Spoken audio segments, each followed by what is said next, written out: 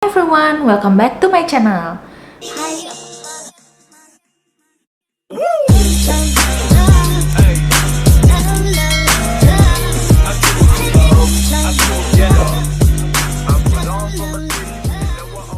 Hai, apa kabar semuanya? Semoga kalian dalam keadaan yang baik dan sehat. Aku seneng banget karena aku bisa balik lagi di dunia per-YouTubean dan upload video baru untuk kalian semua. Semoga bermanfaat. Nah, sebelum kita mulai, jangan lupa untuk subscribe, like, share, and comment my YouTube channel. Nah, jadi di video hari ini aku sebenarnya mau cerita-cerita ngalor ngidul aja sih. Dan topiknya itu suka duka aku menikah dengan orang Iran. Mungkin bisa bermanfaat untuk kalian semua dan bisa kasih gambaran ke kalian yang punya pasangan orang Iran ataupun yang mau menikah dengan orang Iran. Sekali lagi, yang aku terangkan ini adalah hal general, jadi jangan semuanya dipukul rata, oke? Nah, jadi suka duka pernikahan. Jadi sebenarnya dunia pernikahan aku, keadaan pernikahan aku itu tuh hampir sama dengan pernikahan orang-orang pada umumnya gitu. Jadi nggak ada yang spesial sih. Ya maksudnya mungkin orang-orang bilang, oh ya lu dapet orang WNA, warga negara asing, mungkin kamu diperlakukan lebih baik gitu daripada punya pasangan dari orang lokal atau orang Indonesia. Sebenarnya nggak gitu juga sih gitu.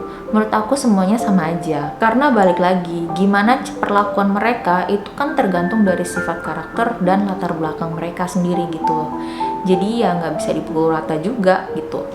Nah, sebenarnya suka dukanya itu apa ya, kita sih selama menikah permasalahan kita tuh kayak numpang lewat aja gitu. Jadi kita nggak pernah punya masalah yang besar banget sampai mengganggu kehidupan pernikahan kita dan fatal banget, itu tuh nggak pernah gitu. Memang sekali-sekali kita tuh arguing, beda pendapat gitu ya, biasalah ya, namanya kehidupan pernikahan pasti dong ada masalah, dan itu nggak dialami sama pasangan yang beda warga negara gitu. Pasangan kawin campur kayak aku gini, pasti semuanya lah, dari yang beda warga negara ataupun yang sama-sama orang Indonesia, pasti permasalahan itu ada gitu. Namanya juga kita beda karakter dan beda sifat. Intinya beda karakter dan beda sifat, pasti ada perbedaan yang bentrok sama kita. Jadi nggak bisa dibilang ya warga negara asing itu lebih baik daripada warga negara Indonesia. Enggak sih, menurut aku ya sama aja gitu. Nah, terus untungnya kita berdua itu bisa saling memahami dan saling mengerti satu sama lain, sehingga masalah yang kita alami itu bisa diatasi dengan baik gitu. Itu beberapa bulan lalu. Jadi aku ini off di YouTube sementara karena ya aku kena COVID. Kita berdua sebenarnya kena COVID, dan untungnya anak-anak enggak ya. Dan selama masa penyembuhan itu susah banget karena kita nggak bisa ketemu siapa-siapa. Mau ngapa-ngapain aja kita harus minta tolong orang.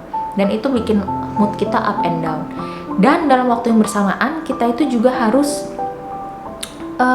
kita juga harus beres-beresin barang untuk pindahan rumah gitu, karena waktu kita untuk ngontrak di rumah kita itu udah habis gitu. Jadi kita harus pindah ke rumah baru. Nah itu juga susah juga, kita mikirin juga, dan itu bikin kita moodnya up and down. Kadang juga salah paham gitu, ada aja masalahnya. Tapi untungnya semua itu udah kita lewatin, semuanya udah oke, dan kita juga udah sembuh, semuanya stabil lagi dan balik lagi seperti semula gitu. Nah sebenarnya suka duka aku itu waktu pas pacaran sebenarnya. Jadi masa kita masa pengenalan kita waktu pas pacaran, penyesuaiannya itu banyak banget gitu. Jadi kita itu sebenarnya lebih sering berantem waktu pas pacaran. Aku pacaran sama suamiku tuh 2 tahun.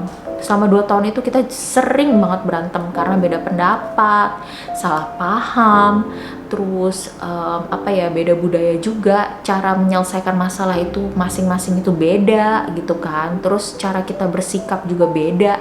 Jadi tuh itu yang bikin kita bentrok terus gitu. Tapi anehnya kita itu selalu punya jalan untuk kita bisa balik lagi gitu. Nggak tahu kenapa, selalu aja ada jalan kita tuh bisa balik lagi. Jadi dari yang tadi kita menjauh, males gitu, buang-buang waktu, nggak mau lagi gitu. Tapi akhirnya kita bisa balik lagi. Tiba-tiba ya kita bisa ngomongin masalah itu secara dewasa, terus dari hati ke hati kita jadi ngerti nih, jadi dia maunya apa, aku maunya apa. Setelah itu kita bisa jalanin hubungan kita lagi sampai akhirnya kita mutusin untuk ke jenjang yang lebih serius, menikah gitu. Nah setelah menikah penyesuaian kita nggak begitu banyak gitu. Yang agak susah itu setelah menikah itu permasalahannya itu mungkin datang dari berbagai sisi gitu. Jadi yang dulu waktu pas pacaran permasalahannya dari diri kita sendiri, sekarang begitu menikah permasalahannya itu dari sisi lain, jadi dari luar. Nah itu juga agak susah karena kadang kita juga berantem, beda pendapat lagi, terus cara penyelesaiannya juga beda gitu kan. Dan itu tuh ya ada aja tantangannya gitu untuk kita berdua. Tapi balik lagi karena kita berdua ini selalu coba untuk saling ngerti, saling memahami. Jadi masalah itu ya bisa dilalui gitu sampai sekarang ini. Sebenarnya aku nggak bisa bilang kehidupan pernikahan itu gampang atau susah banget gitu, karena menurut aku gampang-gampang susah sih gitu kehidupan pernikahan. Dan juga menikah itu menurut aku tuh kayak gambling, karena kadang tuh sifat orang itu juga nggak bisa diprediksi. Ada yang dia baik waktu pas pacaran, tapi waktu pas menikah dia makin cuek. Ada yang cuek waktu pas pacaran, tapi waktu menikah dia makin sayang sama kita. Ada yang sama aja kayak aku gini. Jadi aku termasuk orang yang sama aja. Jadi kita waktu pas pacaran sampai sekarang itu nggak berubah gitu, semuanya ya gini-gini aja gitu.